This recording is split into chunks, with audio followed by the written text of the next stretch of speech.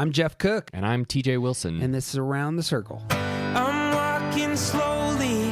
I'm taking my time. All I could talking is starting to rhyme. I'm letting go of lonely, letting go of strife. I just can't get enough of this beautiful life. The Enneagram is a map of the human personality. It's a tool for navigating relationships, creates language for what motivates us, and helps us look at the way we look at everything else. Most importantly, the Enneagram's a mirror because sometimes you need help seeing yourself. My name's Jeff Cook. I am a philosopher in Greeley, Colorado, and with me is TJ Wilson, businessman, lover of theology, and Enneagram ninja. Hello. My man. Hey. I estimated to a friend of mine today that we had spent about 200 man hours on this set of podcasts, and I did the math, and I think I'm right. Sure, I believe that. Yeah. These deep dives, if you have enjoyed the pop culture deep dives, you need to, and they've done good for your soul, you need to send a thank you note to the TJ Wilson. Well, I'm not the only one doing the work. TJ is the one doing the majority of the work. up until this podcast where I started helping with editing and went, holy crap, this is a lot of work. Man, that is one of the things that I am so grateful that you started that other podcast about Star Wars because you're editing that one yourself, and it just like it helps you see the work that I do a little bit better, and it also means that, you know, you've had a lot of practice and I can hand some stuff over to you. It's great. So all the bumps in the road, that's all me, just so you know. The over production, way too many songs, that's Jeff going, hey, look what else I can do. And you got to get it just right. That's I need to work on that. The new year is coming. Maybe that should be a resolution. But this is our last episode on Lord of the Rings. Been a long journey here. Yeah, it's true. Traveling home. Yeah. There and back again. There's the line. Man. You got a favorite scene from these movies? Is there anything that still like hits you? You and I are movie criers. Yeah, it's true. I am riveted by the Ents march on Isengard. Every single time. Like there are so many really great scenes in this whole series. And I don't know what it is about like that. The trees come out of the woods and they're like, we're done with this nonsense. And just destroy Isengard. I love it. It makes me so happy. When nature fights back, it's just awesome. That's a beautiful scene. The music in that scene in particular really is just epic. Yep. I think I have said that the Legolas Gimli talking to each other at the end there, saying, all right, we're going out, brother, is my favorite. But I think I tear up every single time with the death of Boromir. I think that both those actors just crush that scene. Yeah. Just love it to hell. Anyway. I also think it's important to note that, which we have not said this at all yet, but this year, like a few days ago, was the 20th anniversary of the release of these films. Oh, is that right? Yeah. We did not plan that of doing this series at this time, but I saw something about it on the internet. I was like, oh yeah, that was in 2001. Real podcasts do that sort of thing. Right. We did it on accident, but it worked. Stumble in. Yeah. That was a different world. 9/11 had just happened. These got released around Christmas, and it was like the first time that somebody kind of said, we're going to dominate the Christmas season with our movie. Right. And that's exactly what happened, right? Yeah. I had just quit working at Barnes & Noble right when all these came out. So it had all the book stuff. I did not know that you worked at Barnes & Noble. I did. I worked there for probably a year. Oh, nice. I was a terrible book salesperson. I was really great at shelving things. Sure, yeah. Enneagram 1 that I am. I did not want to learn their silly system of how to order things from. I was just terrible. I was a bad employee. I'm a bad employee in general. Just so you know out there, if you're listening and you want to hire me for something, don't. It's a bad idea. Just a worthless employee. It's all the menial stuff. It is.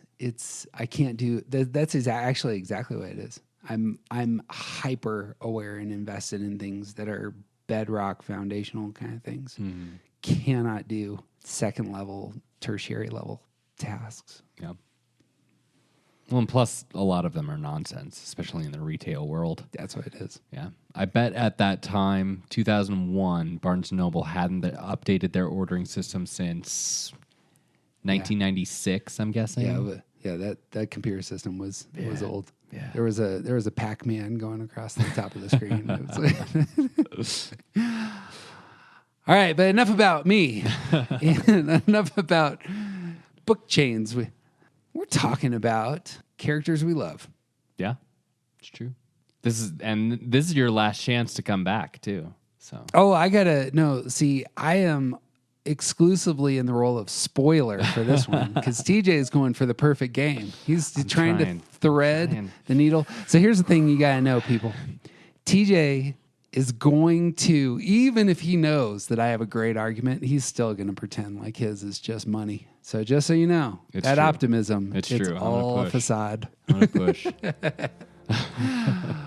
But to start things out, I'm going to go ahead and defer on this first character we're going to hit, which I said last time. Smart. So TJ is already up 1-0. He typed one Mariatic Brandabuck as a Enneagram 2, and I did as a 7, and I just didn't see Mary as a 2. That just wasn't even on my radar. And you said it, thought through it. I was like, man, I totally whiffed. The curveball came. Bang. It's because so much of what we see of him and so much of the impression we get of him is basically him alongside Pippin. Yep. And it's easy to paint them both as 7s because they're both doing 7-ish things. Yep. But the more time you spend with Mary apart from Pippin, the more you see, oh, wait, no, he's actually just Pippin's best friend. Might be able to talk about reactive types. So if Mary is a 2, he would be reacting to the energy of a character we typed as a 7. Mm-hmm. And so that 1s, 2s, and 6s can get caught up in the energy, both the aggressive energy of 3s, 7s, and 8s, or the withdrawn energy of 4s, 5s, and 9s. Right. There can be reactive types can meet them in those spaces sometimes. Yeah. Well, in 2s in particular, I think they might sort of highlight we use the term merging when we talk about 9s, but 2s do it a little bit too. And it's basically like they are shutting down. 2s are naturally not really in tune with their own stuff, and they sort of shut down their focus on their inner life so that they can focus on the people around them. And if the person around you, if the person that you're giving all of that focus to is a 7 like Pippin, then you're going to be along for some adventures and like all up in it too. What's really interesting, and we'll see this in a minute, is that I think Mary thinks he's the older one, kind of the leader of the 2, and yet is still reacting to the energy of the character that's clearly more of a younger personality. Yeah. Right. Well, I think a lot of that has to do with, I think as a 2, as a type 2, I think that he sees himself in this, like, I have to take care of him kind of role. Yep. And part of, I'm sure that he would never say this out loud, but I'm guessing that there's a part of him somewhere that thinks that if he isn't there to take care of Pippin, then Pippin is going to get into trouble that he's not going to be able to get himself out of. I think that's the most important line about their relationship that's stated. It's I don't know if you're quoting that. That's the stuff he says to Aragorn in Return of the King. Right. They get separated, and Mary says, I would get him into the worst sort of trouble. well, set up on this front. This is the scene that if you want to see Mary's 2-ness, it comes out in the scene twofold. This is in Return of the King. Mary ends up knowing that Pippin has to be removed from Rohan, that he has to be taken away. Right, because And- Pip and the Seven got in too deep. And Mary begins mothering him. Right. And it's not just that Mary knows he needs to be removed. He knows he can't go with him. And he knows this is going to be a time where they're really separated for the first time in a while. Where are we going? Why did you look? Why do you always have to look? I don't know. I can't help it. You never can. I'm sorry, all right. I won't do it again. Don't you understand? The enemy thinks you have the ring. He's going to be looking for you, Pip. They have to get you out of here. And you're coming with me? Mary? Come on. Right. And so all of Mary's caretaking energies come out in this scene. The first being, he gives him a bunch of tobacco. Here. Something for the road. Last of the long bottom leaf. I know you've run out. You smoke too much, Pip. That is the best two-line. It's perfect. You smoke way too much. Here's some more. Yep. Absolutely. Because I care about you. Yep. Yep. That was when you said that Mary was a toot. That was the line that immediately came to mind. I was like, dang it, I got that one wrong. That one isn't even on my list, too. So And then Pippin gets taken away by Gandalf, and caretaker that he is, Mary runs to the top of the lookout post. Aragorn follows him, and they have a little dialogue in which Mary says, He's always followed me. Everywhere I went. Since before we were tweens. I would get him into the worst sort of trouble. But I was always there to get him out. Now he's gone. it's worth just sitting there for a second. right, That's their relationship. right. He's older. There's a lot of energy coming off of Pippin, but apparently Mary's an instigator. And I don't know that. Like we can only make speculation about what their past is like because we don't have it in front of us. All we have is what they say. But there's a thing here about like every moment we see them together, Pippin is the instigator. Pippin is always the one driving the like let's see what's behind this curtain kind of energy. And there's a sense to the weight of this line that that the Mary sees himself as like I would not have a hard time believing that Mary is taking responsibility for things that he didn't actually do because he's the one that should have prevented Pippin from getting into trouble, and therefore he's the one that got Pippin into trouble, you know? Like that's entirely speculation, but if I were able to sit down with Mary and actually have this conversation, it wouldn't surprise me if that's how this actually played out. There's it's their introduction in at Bilbo's birthday party. Pippin's going for the fireworks. Right. Mary's behind him saying, No, the big one, big one. And like giving a little more energy to it. yeah. Like feeding the fire. But I don't think that Mary really started the fire. So I don't know if I've said this on the air before, but I've mentioned this to two twos and they think I'm nuts. I think twos are really hard to understand what's going on inside of them. I think this is where it is. It's so much energy is being poured out for others. Oftentimes you cannot get a real foothold on what's really going on in the heart and mind of a two.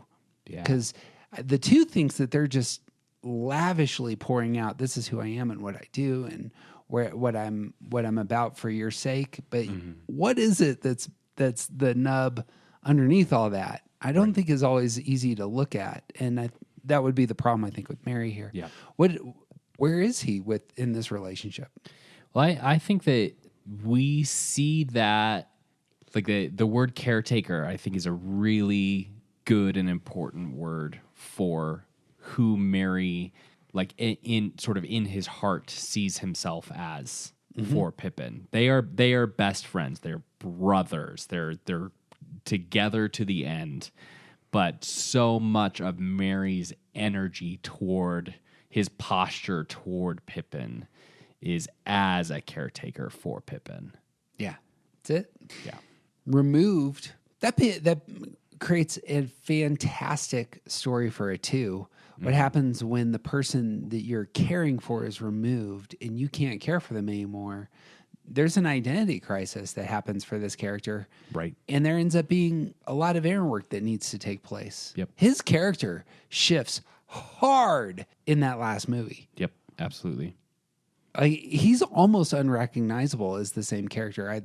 When he's in the tent with Eowyn and he's not confident, he is trying to discover whether or not he's going to be a warrior now. Mm-hmm. He just defeated Isengard, but he's in a spot where it's like he's swinging a sword around. He looks like a 12-year-old, Literally wearing child's garments. right? Yeah. He needs someone to help, and the person he chooses is Theoden.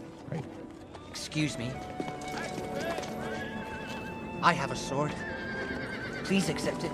And who's going to help? Yep. I offer you my service, Theoden King. Yeah, and Theoden meets him in that spot. And gladly I accept it. You shall be Meriadoc, Esquire of Rohan. He changes his name. This is really powerful in literature. Whenever your name's changed in literature, it's a big deal. And you see this washing of joy hit Merry. Mm-hmm. He just strikes me as such a different person in that moment than anything we see before. Right. Well, there's for so much of his life, his identity is wrapped up in being the second to Pippin. Mm-hmm. And then Pippin leaves, and this is what growth for a 2 is figuring out who you are outside of how you are defined by your relationships or the people that are around you, the people that you serve, the people that you've attached yourself to. Who are you besides those things? Yep. And that's the journey that Merry has had to go on. I'm Pippin's support system. It has been an unconscious, perhaps, true belief, and he has to shift. Right.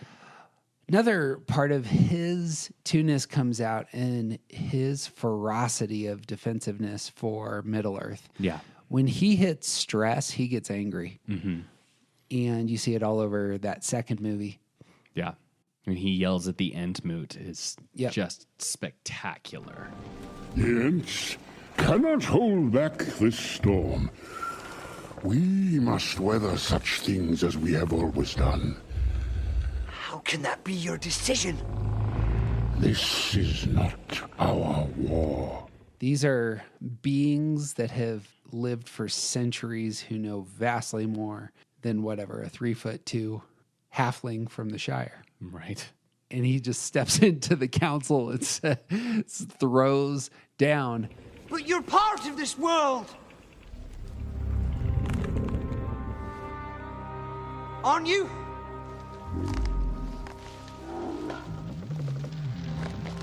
You must help! Please! Notice the value. Must do something. You are young and brave, Master Merry. But your part in this tale is over. That not only showcases the 2 going to stress, it also showcases their values. Yeah. Yeah, there's a when 2s pick up some of that 8 characteristics, like as we always say, you can do this in a healthy way and an unhealthy way.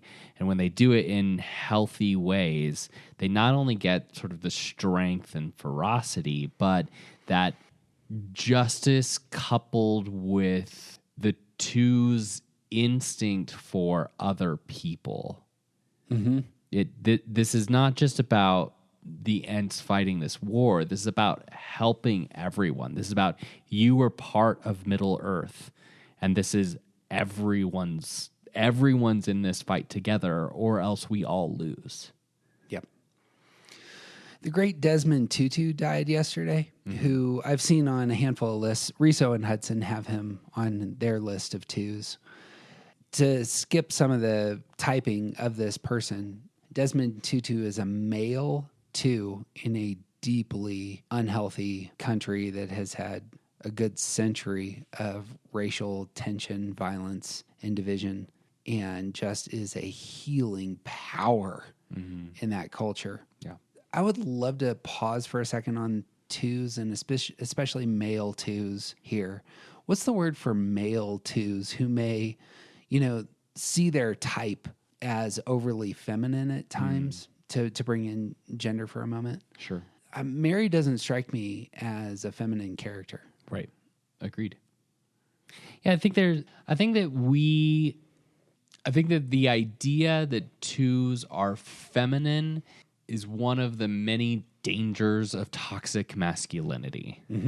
Because the thing about twos is not feminine. It's taking care of and focusing on the relationships around you. It's how are you connected to other people, and in particular, how are, like, an easy way to say it is how are you useful to the people in your life, and that's how you earn the attention that you're looking for. And that's not feminine qualities. We assign them to femininity because we view caretaking and that, like, toxic masculinity messes up a ton of stuff in this area, and there's so much about caretaking that is not that need not be labeled feminine. Yeah.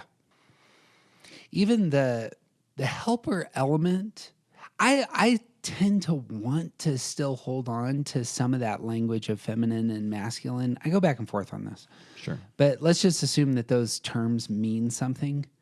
There are a handful of men in my life who have a very active helper side to themselves that I find exhibits real strength, real self-awareness, real, I know who I am in this world, and this is what I do, and this is how I ground myself, and this is how I connect with others. And there's something to be said, I think, for the heart of male twos who might have that in the back of their mind as a liability.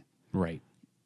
And there's a lot to be said about the presentation of these sort of traits. Like, it's really easy to point at the stereotype of the Jewish mother as the stereotype of a two. But also, you shouldn't use stereotypes, and the stereotype of the Jewish mother is a terrible stereotype in the first place.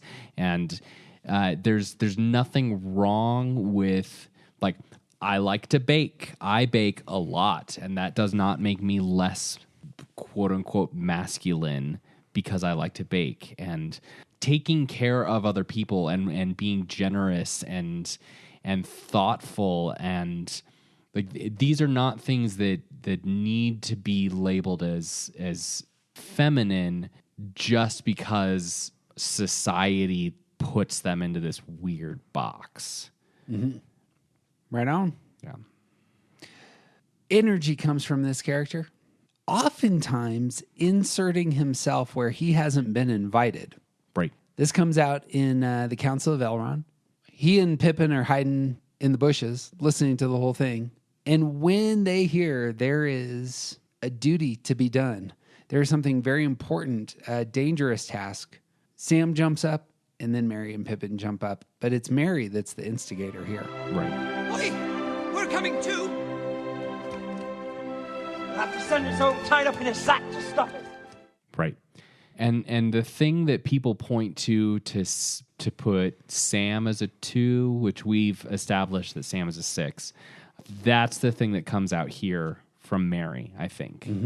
Like, Sam, who has already decided that he is with Frodo no matter what, he jumps up, and Merry says, wait a second, we're helping too. We're coming along for this, whatever it is that we're doing. The looking out for the younger one comes out at the end of that scene where Pippin oversteps. Anyway, you need people of intelligence on this sort of mission. Quest. Thing. Yeah. It's he clearly doesn't know what he's talking about. And Mary says, Well, that rules you out. that's a good 2-line, I Yeah. think. Like he's creating an atmosphere for his good friend to grow up in. Yep. But he's because he oversees that atmosphere, he can nudge all he wants. Yeah. Right. And you know, treat it with a little you know, you're kind of dumb sometimes. So Kind of dumb. Yeah. That comes out elsewhere. Pippin, after the destruction of Isengard, I feel like I'm back at the Green Dragon. Green Dragon. A mug of ale in my hand. Putting my feet up on a settle after a hard day's work. Only you've never done a hard day's work. which there's a dig, there's a slight you need to do a little better going on there. yeah. Playing with him a little bit. And then there's the reaction to Pippin feeling like he needs to look into the Palantir and the deep frustration that Mary has at this. The anger that the one he's looking after can't get their stuff together. I don't know if there's something two-ish there, but it is frustration. You want to talk about twos frustration over, the people that they're caring for not getting their stuff right? I mean, I don't know that there's necessarily a two-ish thing about that kind of frustration. I think that it's like when you love someone and you see them continually making the same kinds of mistakes, eventually you're like, it's going to come out of you. And it's caring, but also, and so much of his sort of like making fun of Pippin, it has an element of Pippin to it.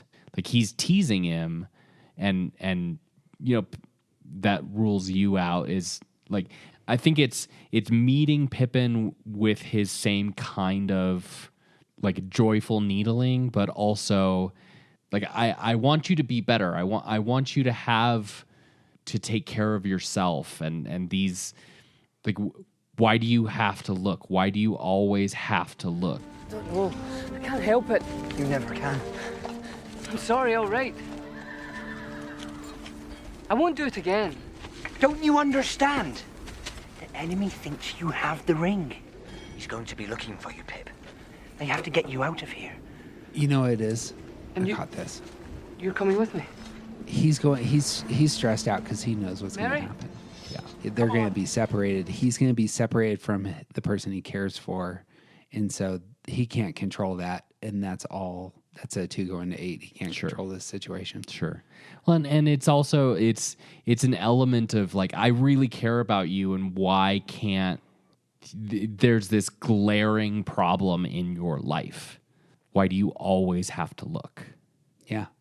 It's kind of a line out of left field. Like, where else has this been a problem? I don't know that Mary's called him out for this in the past. And we haven't seen it.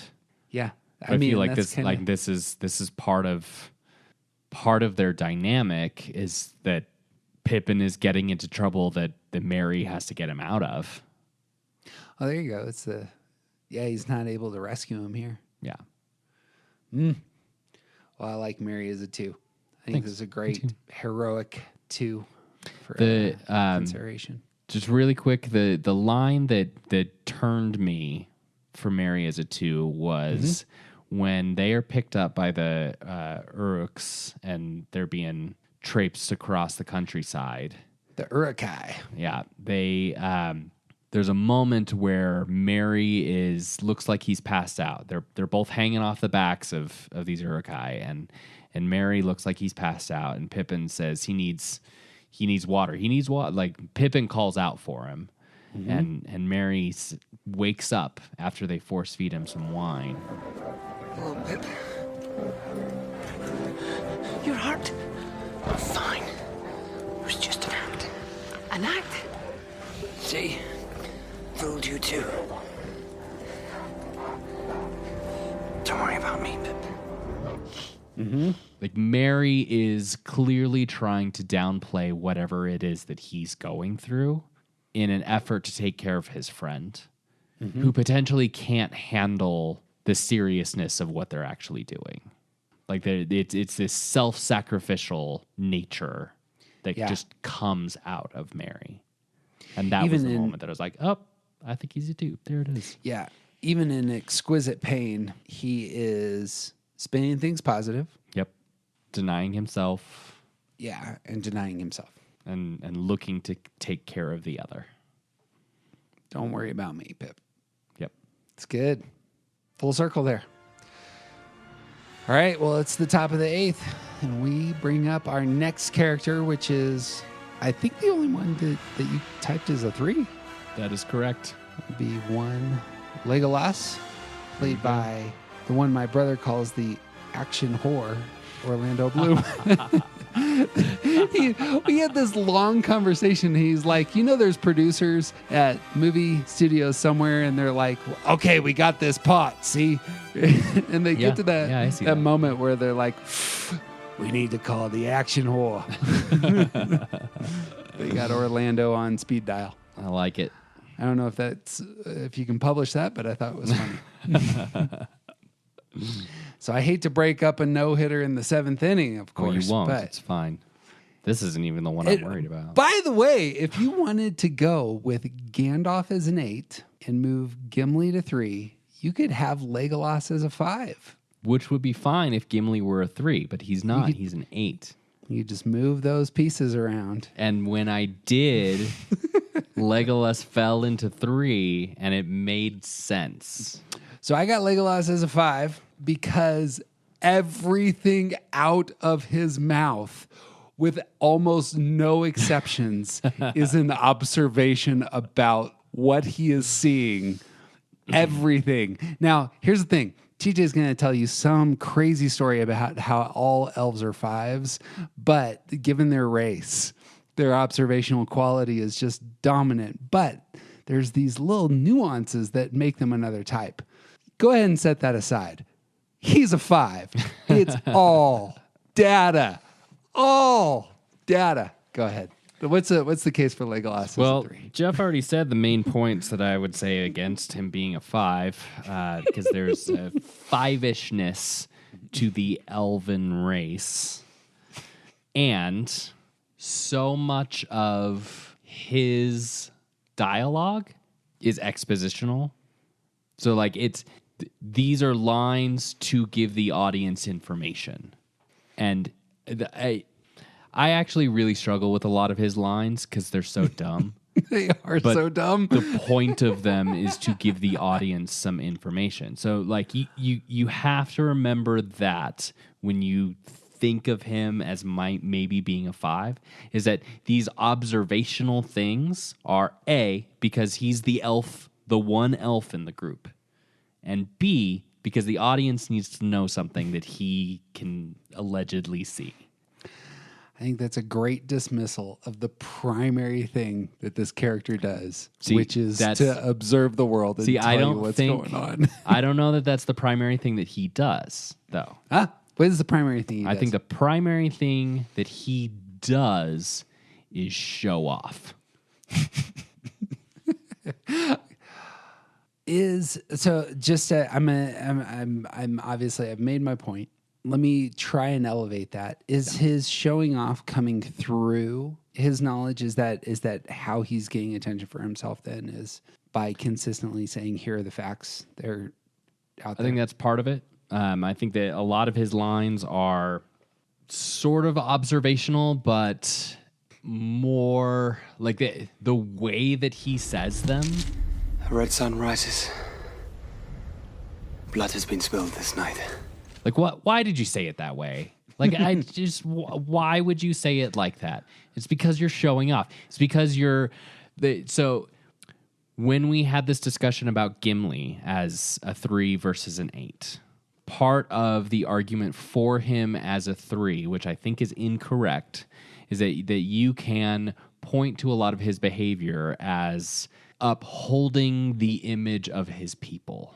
And I think that is exactly what is going on with Legolas, is that he is leaning hard into the nature of his people and sort of showcasing that in this look at me kind of way. God, some of his lines are dumb. You're right. I remember. I know. Okay, so here was a real thing in 2001 where people who will go unnamed, but they were saying next to me in the movie theater, got a little giddy when he came on the screen. Yeah. And so there because was the he's giddy. very pretty. He's a super attractive person. And so when what comes out of his mouth is, the stars are veiled, something stirs in the east, a sleepless malice, the eye of the enemy is moving. Okay? Who talks like this? Yeah. People who want attention, apparently. Yeah. Exactly. And notice the type of people that were drawn to Legolas versus the type of people that were bothered by how dumb his lines are. Uh-huh. If you were attracted to Legolas, it was easier to overlook how dumb his lines were. If you weren't attracted to Legolas, his lines were really dumb. It was the red sun rises line that got me. I was just- just like, okay, that's too much. If I ate popcorn, I would have thrown my popcorn. Notice this, just for let me make my argument real quick. Dear listener, listen to all this stuff. This forest is old, very old, full of memories. They run as if the whips of their masters were behind them. The way is shut. It was made by those who are dead, and the dead keep it. It's the road to Dimholt, the door under the mountain. The stars are veiled. Something stirs in the east. That is one of the Morai, unless my eyes are cheated by some spell. Your friends are with you, Aragorn. The horses grow restless, and the men are quiet. One small bite is enough to fill the stomach of a grown man. Hurry, Frodo and Sam have reached the eastern shore. You mean not to follow him? This is a lament for Gandalf. The Horn of Gondor. You're late. You look terrible. There is a fell voice on the air. Legolas, what do your elf eyes see? The Uruks turn northeast. They're taking the hobbits to Isengard. It's just fact after fact after fact after fact after fact after fact. Yep. All That is correct. data. Exposition. So, just so it's known, it could be exposition, but just so it's known that there is an observational quality to this character, I would love to move into how he deals with stress. Okay. He gets aggressive, and he does not get withdrawn. I would love to point to the scene prior to Helm's Deep, in which he begins yelling. Begins yelling in Elf. Okay, that's good. Well, how do we interpret this? On my side, on the 5 side, he can't focus. There is an energy that rises up in him. He sees the problem. Everybody's an idiot. This, by the way, is another argument, great argument for him. He thinks everybody's an idiot half the time. Yeah, that doesn't move him away from 3. This can be a very strong character trait in 5s. His aggression in jumping to yelling at Aragorn, who is a 9. Mm-hmm. This would be 2. No. Will it be a 3 in 9 space? Because he seems stressed out to me in that moment. Sure. Very different. He's taken on a different posture, using some different tools. Mm-hmm. And it seems to me that those tools are much more aggressive in nature. Farmers, farriers, stable boys. These are no soldiers. Most have seen too many winters. Or too few. Look at them. They're frightened. I can see it in their eyes.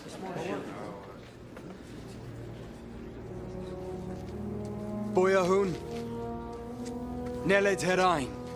Dan Carminig. Siberia farhun. Amar nanededoras. Aragorn.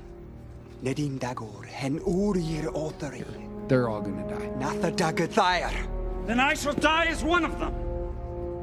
What do you say there?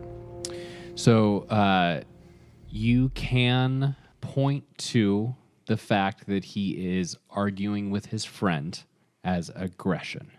And I would point to his point and sort of what he is indicating, that he is moving into resignation. So he's arguing with his friend. There's no doubt. But what he's saying is that we're going to lose. That's a great 3-5 overlap right there. Yep. That's all observation. That takes real understanding of how things work, putting the pieces together on the 5 side. On the 3 side, obviously, the failure being we can't win coming this for fight. him. And he can't reframe it either. Right. He can't spin what is going to be a complete and total defeat into something successful. Yeah. Well, that's worthwhile. And one more thing to my point is that he's doing it in Elvish. Yep.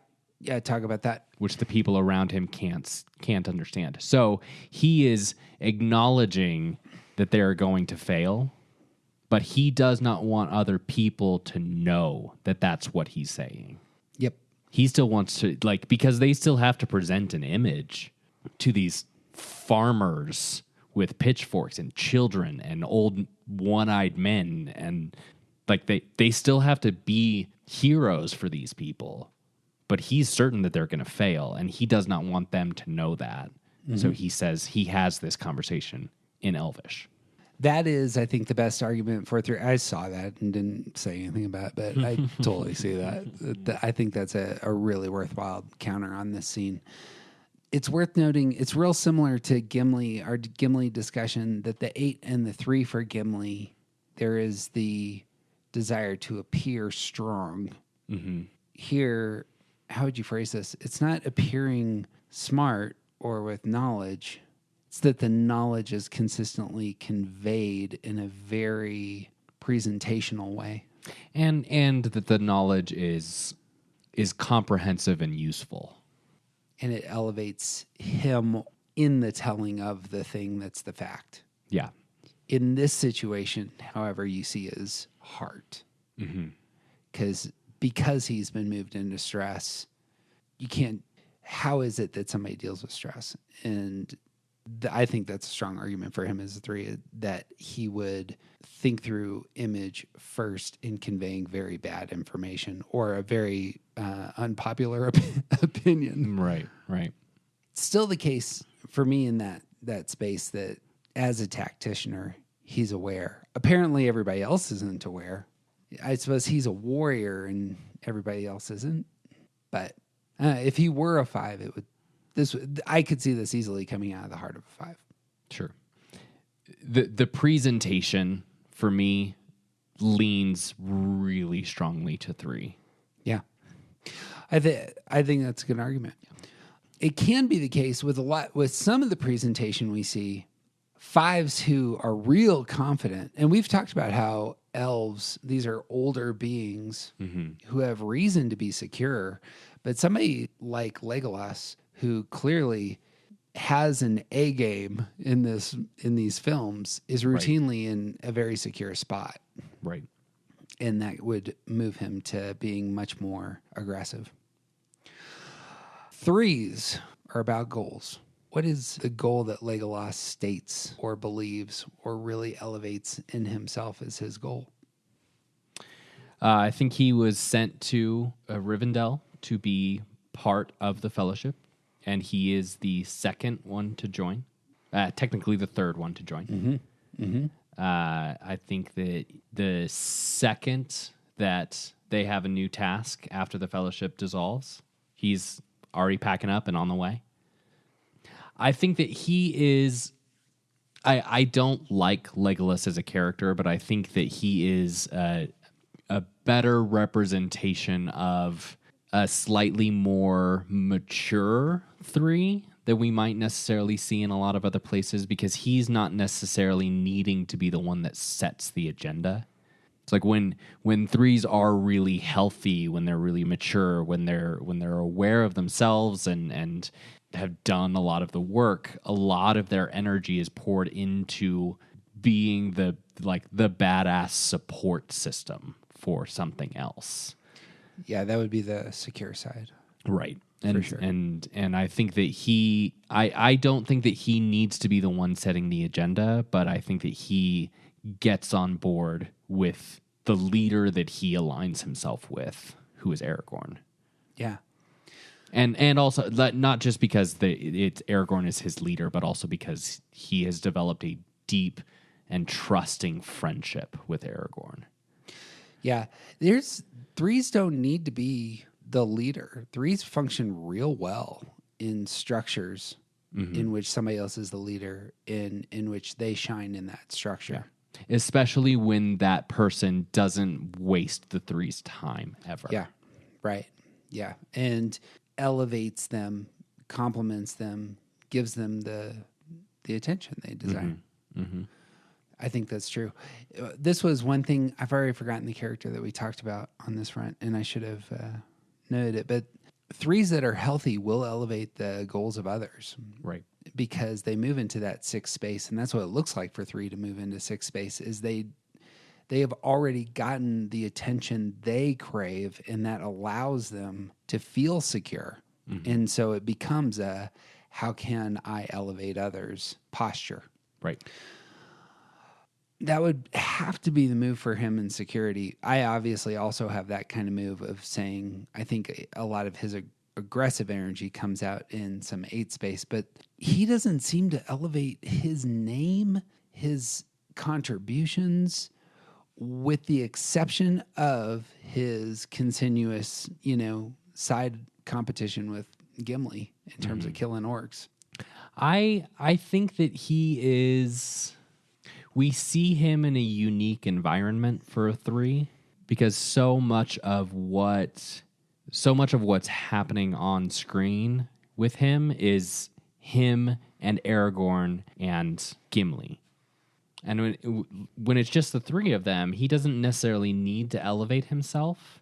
And when it's not just the 3 of them, I think that he is very comfortable elevating Aragorn.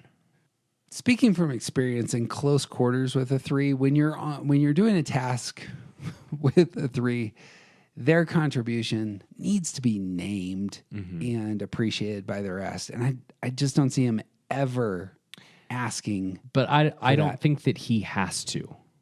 I'm just saying that's real common at 3s. I agree, but I think that it's already being done for him.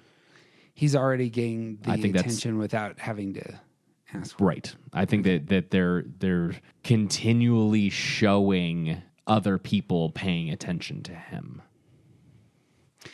The one place that I hear a goal that I could name in his mouth was at the Council of Elrond. He stands up, mad, and says, "Have you heard nothing Lord Elrond has said? The ring must be destroyed." I think that's somebody else's goal. And I don't know that feels much more observational in quality. Here's the facts of the matter that are going to get us, and we need to move. Just knowing lots of 5s who are losing their minds about how the world is handling COVID, that's what that feels like to me. Sure. I don't really have anything to say about that. I will take that as a point. Moving to his humor style. I think this is fun. Okay. His humor style, I think, is worth... I think this does expose the non-elvish side of him, the place where you're like, okay, who is this person really? I got 3 lines for you. Okay. Shall I describe it to you, or would you like me to find you a box? Final count, 42. He was twitching. Have you learned nothing of the stubbornness of dwarves? That's about as funny as this dude gets. Right. But some of them are worthwhile. You got any thoughts? Because all those strike me as very observational in quality. Well, that's because you're viewing through the lens of a 5, but let me show you how you're wrong. Okay, so what was the first one? Shall I describe it to you? Or would you like me to find you a box? I think that strikes me as a really great, like, one aggressive type figuring out how to give it to another aggressive type. Yeah. Like, 5s are the most likely to be sarcastic by nature. Mm-hmm. So there is a lot of sarcasm that comes out of a lot of 5s. They're not all sarcastic, but this is also a good, like, I could easily see a 3 saying this to an 8 as well. Mm-hmm. I have no problem with that. Calling it observational, I got nothing there. I don't see that. I don't know what to say about it. But it also is like it is a little showy. I mean, you could say it's a little showy. I think that's true. I actually think he's smiling. He doesn't smile a lot in these movies, but he's smiling here. I think he's really confident. Right. And so this very comfortable and this yeah. And so on that front, it may be he may be feeling his oats. I have a hard time drawing a security line there. Yeah. Yeah. I mean, he says this with a smile because he's got a great dig. That doesn't mean he's moved to security. I feel like that's a stretch. All right. Anyway, moving on to how have you learned nothing of the stubbornness of dwarves? So Aragorn is trying to leave, and Gimli is just like sitting there, and he's like, "Where do you think you're going?" And Aragorn says, "No, I have to do this one alone." And Legolas comes out and says, "Have you learned nothing of the stubbornness of dwarves?" He's basically doing the exact same thing as the dwarf and blaming it on the dwarf. Man, you know what a 3 does there is they promote themselves. You have something that you're doing. Deflect the thing that looks negative. So that this is a reframe of the presentation of, don't you know how stubborn dwarves are? Oh, I'm coming with you too. But blame it on the dwarf. The listener will understand that it's not only an observation, but it's also a dig on somebody else's intelligence, which is also all over this character's language in terms Stubbornness of you. Is not about have you learned nothing? No, that's nothing. Dwarf doors are invisible when closed. Yes, Gimli, their own masters cannot find them if their secrets are forgotten. Why doesn't that surprise me? The digging on people are dumb. It's also... Well, that's where his personality is coming out. Most of his digs are on dwarves for being dwarves. Like there's clearly a racial problem here. It's not how they smell. It's not how long their beards are, or how it's about their intelligence. I got another one for you. No, I don't. Shoot, that was the one I had. So the last one that you brought up earlier was the when at the end of, is it the very end of the final battle, or is it the end of Helm's Deep? The final count one, or final count 42 is Helm's Deep. So the end of Helm's Deep, and Gimli is just sitting there on someone who's clearly dead. Final count, 42. 42? Oh. Like sort of makes fun of him. That's not bad for a pointy-eared elvish princeling. I myself am sitting pretty on 43. Yep. And Legolas, the highly competitive, decides to cheat and lie about it. 43. He was twitching. He was already dead. Shoots an arrow at the orc that Gimli is already sitting on and claims it as his own. Like, that moment is pure 3. I don't know. Is to steal and lie about it and say he was twitching. Shot the orc with an arrow and then observed he was twitching. He was twitching because he's got Gimli's axe embedded in his nervous system. The listener will understand that both these claims, Final Count 42 and he was twitching, are observations. It's nonsense, though, because like just seeing anybody can observe things, and that does not necessarily make them a 5. Gimli, did you see how good I was on the battlefield? I killed 42 of them suckers. Yeah, that's basically what he says. There is not a drawing of attention to oneself. Final Count 42 is that's what he said. Is a fact. Man, he's not saying anything about himself in these spaces. Yeah, he is. He's saying he killed 42 people, which is a high number. He's offering data in a competition. No. Man, let me just tell you what it's like to live with a 3. They make sure that you know that they are the ones that did the thing. Yeah, and he comes up and says to Gimli, I killed 42. Yeah, the 3s out there all know what I'm talking about. Okay, so him killing the elephant as well, and rides down the trunk of the elephant and lands. There's this moment I loved that in the Black Widow movie they have her sister making fun of her hair flip thing, because I feel like that moment of when he lands off of the trunk of the elephant is just that felt like that Black Widow kind of move of that was a real look at me kind of moment. That still only counts as 1. Now, there are times, and perhaps this will happen with both of the last 2 Fellowship characters, that's not Legolas. That's Orlando Bloom. Well, you're right that this might come up, and I think that it's an important part of what we're discussing. Yep.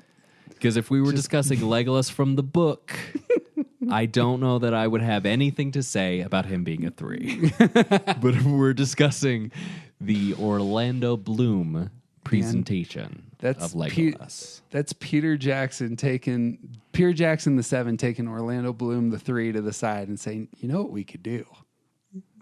Is make Legolas a 3? Is that could you make this look awesome? Yeah.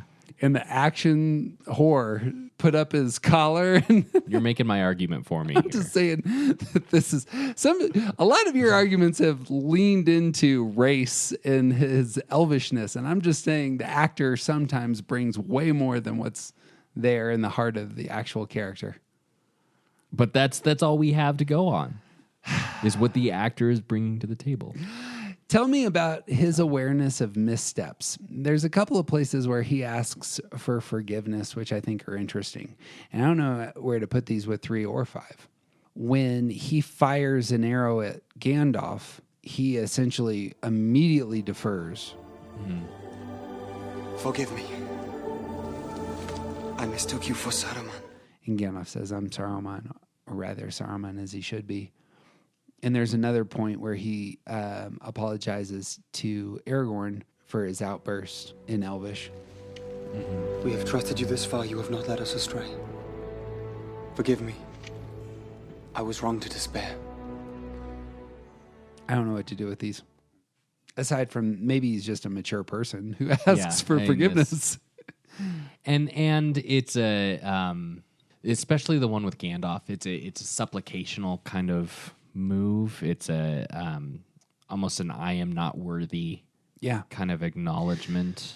The only thing I had going for a 5 on this is that he says, I miscomprehended what was in front of me. I mistook you for Saruman. There is a failure to observe correctly in the language. But there again, you use the word failure. Yeah. To describe what you're talking about, so... Oh, I see. I was not successful in my assessment. Yeah. So I don't know that there's... I got nothing to say about those moments. I don't think they help or hurt either one of us. I did want to say something about... you mentioned the line of... Actually, there were 2 lines that you mentioned that I did have something to say about. When Gandalf calls... Shadowfax And the expositional device says the expositional thing for the audience so that we know that that horse is really important. The thing that he says... That is one of the maras, unless my eyes are cheated by some spell. Okay. And I'm realizing this as I say it out loud, that it works both ways, but there's a need to be sure that you put out in front that there's a reason in case you're wrong, in case you've failed. Like the fact that he says, unless my eyes are cheated by some spell, is like offering a reframe before he knows that he needs it. This is actually something, this is a good place for us to land because I got no more quotes. But the thing that 3s and 5s share is their coping style. That as they are moving towards stress and can't solve problems, they will shut down their emotions and really try to solve the problem logically. Right. And logic insists, reason insists that you self-assess whether or not you're getting the information. And so the 3 can do that. The 3 can easily, it doesn't have to just be about whether or not your eyes are successful. It also can be about, am I understanding all the things correctly, however you want to say that. Right. Isn't that right? Yeah. I think that a 5 would be less likely to need to offer sort of an excuse. Yeah. But I think they're both going to be in that space of wanting to be as competent as possible. Yeah. Best argument. Let me build on that. I think the best argument for against 5 is that he apparently doesn't need any space. Right. There's no time where he takes space for himself. He's right. Always, He doesn't ever in fact, really just leave. He seems like a very relational person. Right. Agreed. There was another line that when after Gandalf dies and they're in the Woodland Realm and all of the elves of the Woodland Realm are singing and we see the Fellowship together and they're wondering what's going on, and Legolas says it's a lament for Gandalf, and Merry asks, What do they say about him? I have not the heart to tell you. For me, the grief is still too near. And But they don't mention his fireworks. Should be a verse about them. I think a 5 would just say what was there without, like, there's an element here of not being able to express his own emotion, which can go both ways in this same space. The idea of the competency, the idea of like the 5 and the 3 meet in that space. But I think the 5 would not acknowledge his own emotions, while the 3 says, I'm not ready to tell you yet. Yeah, I think that's a good. I've as the listeners will know, I've lost parents, got a chance to see my wife, the 3, and my son, the 5, wrestle with that in their own ways. And I'm trying to pair those instances here of how they deal with grief. And in my mind, the thing that goes off is that it really depends on the health of the person. Right. Agreed. If Legolas is a 3, can Legolas feel Legolas's feelings? Is that what's coming out there? Is his inability to access that? Is he covering over something? He doesn't want to look bad in presenting sadness? I think that he's, either way, he is like 3 or 5. He's not close enough to his own emotions to be able to express them at this moment.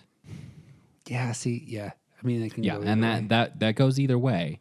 But I think the 3 would need to acknowledge that, whereas the 5 would just give them the information that they asked for. I wonder if it would depend, I think, on the 5. I can see the 5 really investing in their own emotional life at times. 5s will observe the world out there, but 5s also observe their own emotional life from a distance. Right.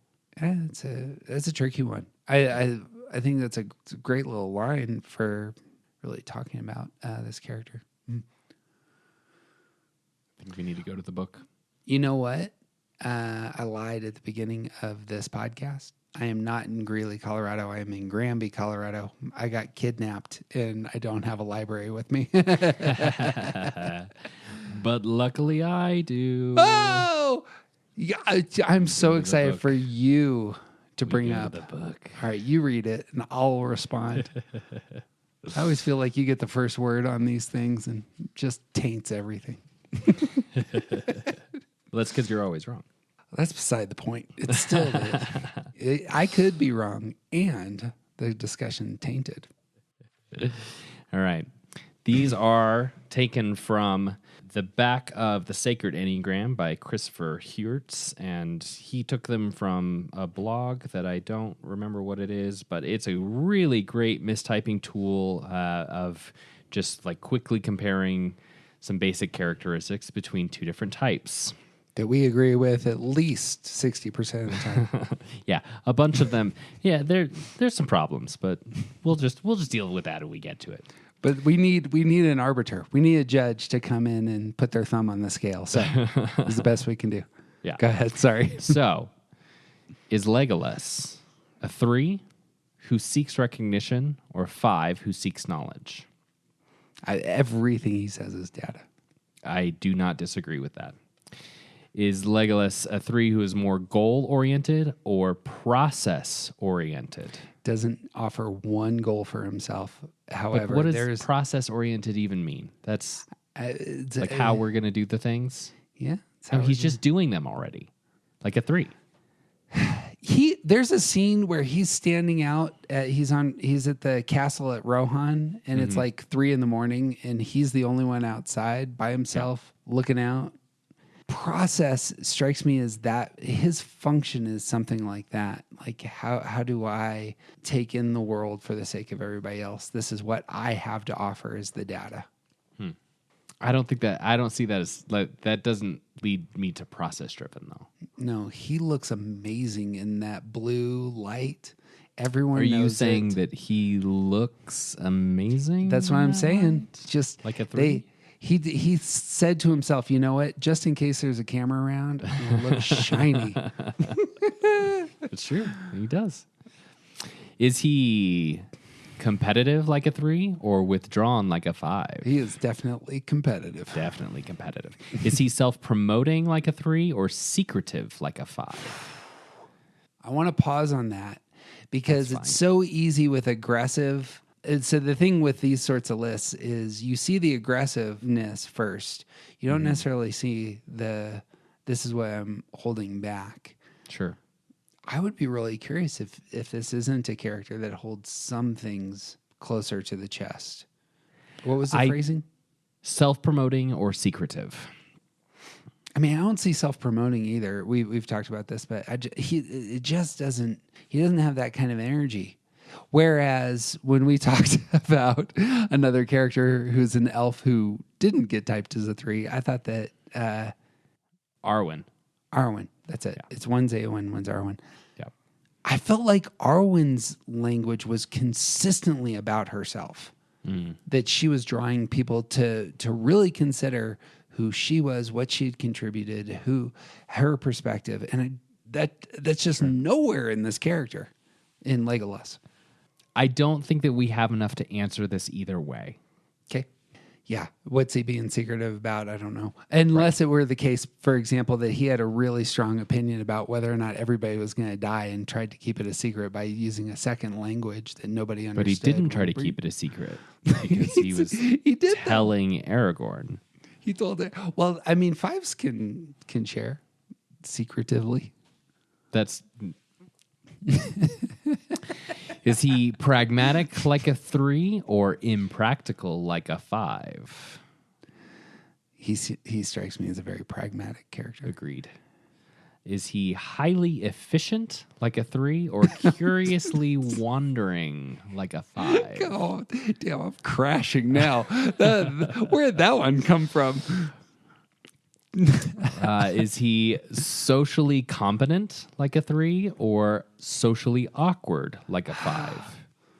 I can't believe this is going against me. I cannot believe that the book is sabotaging all of my great insights here. Is he well groomed like a 3 or image unaware like a 5?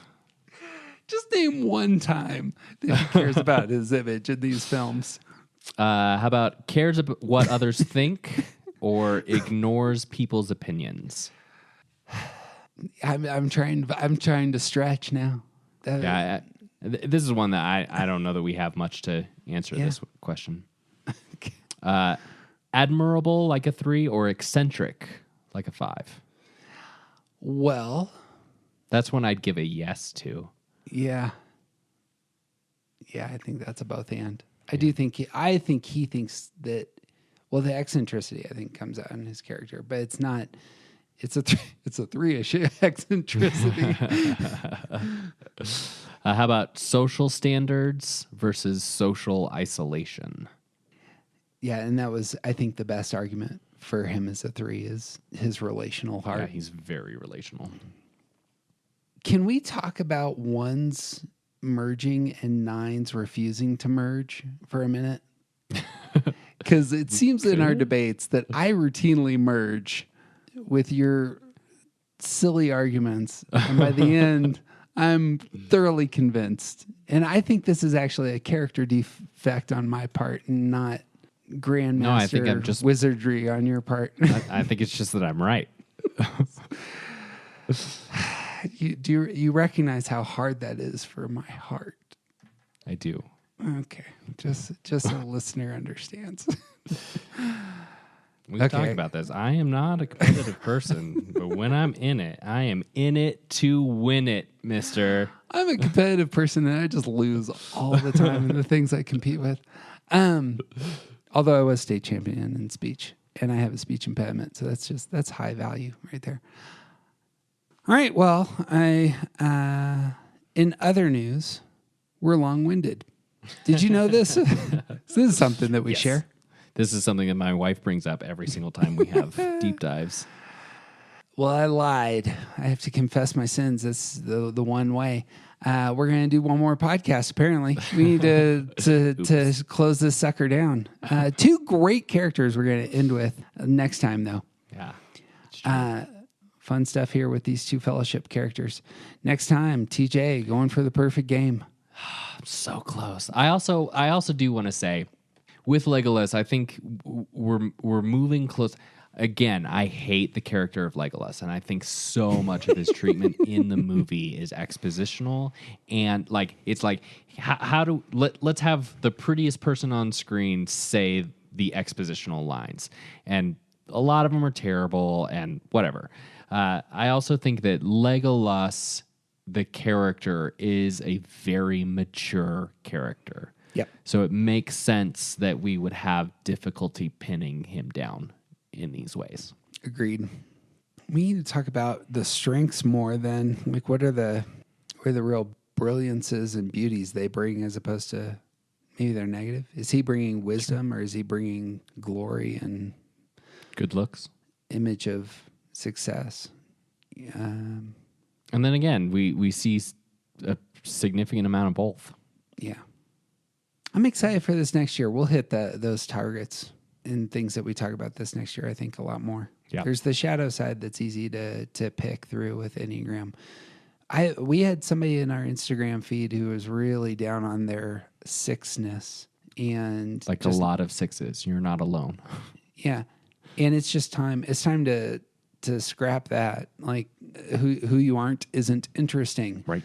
Let's talk about what the fantastic things you bring to the world are, and you overcome your shortcomings. Everybody's got shortcomings. Yeah. They're to get kicked in the face and set to the side. Right. And as we've established, the hero of this whole story is a 6. So truth. Samwise Gamgee, not Frodo. It's Sam. This is right. Frodo's totally a tertiary character. Who we might bring up next time. Well, it would mean the world to us if you take 2 seconds, give us some stars and a review on iTunes or Spotify. In fact, you can do that before you sign off. It would mean the world to us if you took 2 seconds. It's right there on your phone. Just hit 5 stars. Call it good. You've done your good deed for the day. You've made TJ's day because he's a 9 going to security and just wants all the acclaim. Love the stars. Love the stars. You can find all the links to all of our stuff at aroundthecircle.org, and shout outs on Twitter and Instagram are always appreciated. Share this with a Tolkien lover if you haven't already. They will just dive into it deep and give you lots of kisses for your recommendation. You got anything else, TJ? I got nothing. He's TJ Wilson. He's officially awesome. And I'm Jeff Cook. And who you aren't, as was said just recently, isn't interesting. Be who you are. You'll set the world on fire.